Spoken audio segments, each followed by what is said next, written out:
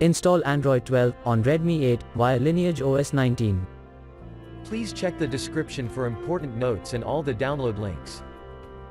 First download ROM and GApps packages, then transfer the downloaded files to the phone storage, link is in the description below. Step 2. Boot your device into TWRP recovery.